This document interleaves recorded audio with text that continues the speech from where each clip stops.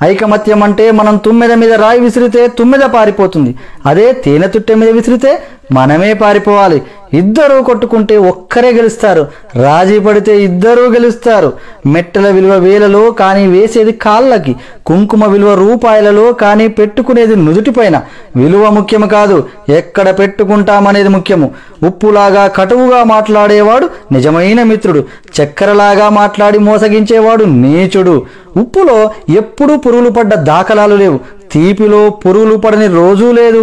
ఏడుస్తూ ఈ లోకంలో అడుగుడుతావు, ఏడిపిస్తూ ఈ లోకాన్ని వదిలి వెళ్ళిపోతావు.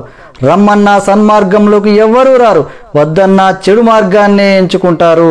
పాలు అమ్మేవాడు ఇల్లు తిరగాలి, సారాయి అమ్మేవాడి దగ్గరికే అందరూ వెళతారు. పాలల్లో నీళ్లు కలిపినావా అని అడుగుతారు, ఖరీదైన సారాయిలో నీళ్లు కలిపి తాగుతారు. పెళ్లి ఊరేగింపులో బంధుమిత్రులు ముందు, వరుడు వెనకాల.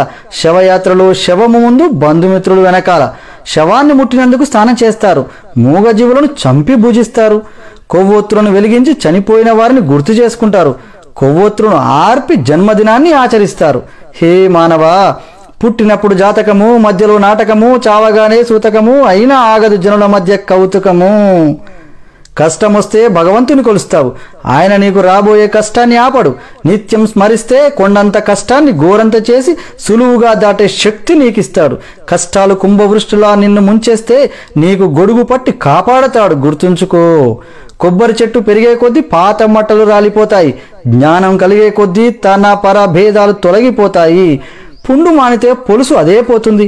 పుండు మానకుండానే పొలుసు పీకేస్తే పుండు తీవ్రమై రక్తం కారుతుంది.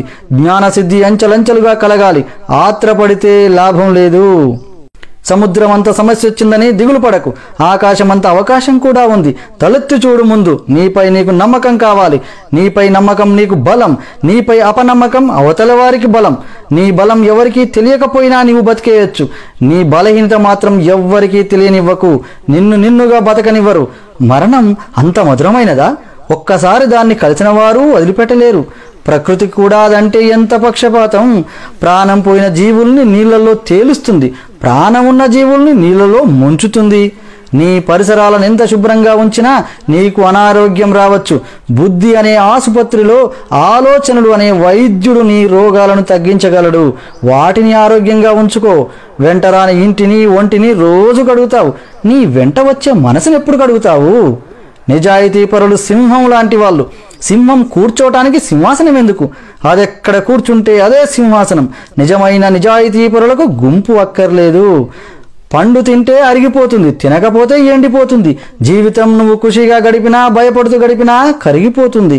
వచ్చే జన్మలో నువ్వెవరో, ఎక్కడ, ఎలా పుడతావో, అసలు జన్మ ఉందో లేదో తెలీదు.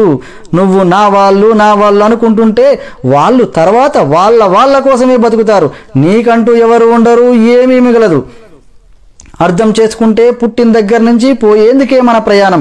ఈ మాత్రం దానికి పుట్టడం ఎందుకో తెలియదు. తెలుసుకోవటంలోనే ఉంది కిటికంతా. అందుకే ఈ జీవితం అంతా. మరణం దగ్గర పడితేనే మహాసత్యాలు బోధపడతాయి. పని చేయడానికి పని మనిషి దొరుకుతుంది, వంట చేయడానికి వంట వాళ్ళు దొరుకుతారు. రోగం వస్తే నీ బదులు భరించడానికి ఎవరూ దొరకరు. వస్తువు పోతే దొరకచ్చు, జీవితం పోతే మళ్ళీ దొరకదు. తెరపడే రోజు ఏం తెలిసినా ప్రయోజనం ఏంటి? పక్కన ఎంతమంది ఉన్నా, ఎంత సంపద ఉన్నా ఏంటి? 40 లక్షల కారైనా, 4000 సైకిల్ అయినా రోడ్డు ఒకటే.